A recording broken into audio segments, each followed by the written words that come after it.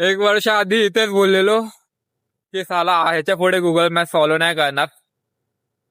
आणि झाले कांड. तुम्ही लोकांनी स्टोरीला बघितलं असेल की हार्ली डेव्हिडसनच्या इव्हेंटसाठी गेलो होतो पुण्याला.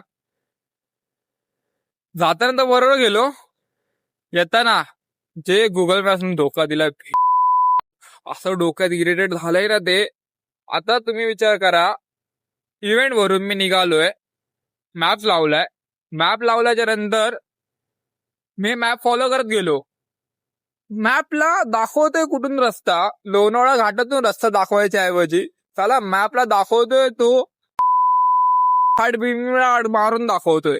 एवढं डोकं खराब केलं ना त्या मॅपने. आता पण या पॉइंटनी पण मी आता लोणावळ्याला आहे, प्रॉपर मॅप साठी बघू शकता तुम्ही लोणावळा लिहिलेलं आहे. या पॉइंटनी पण जर मी चेक करतोय ना मॅपला की आता या पॉइंटला पण मी मॅपला चेक करतो ना, इथून मुंबई साईडला जायचंय, तर साला मुंबई साईडला जायला पण तो परत इथून दाखवतोय कुठून तरी आतमधून पावना बिवना डॅमच्या येतो.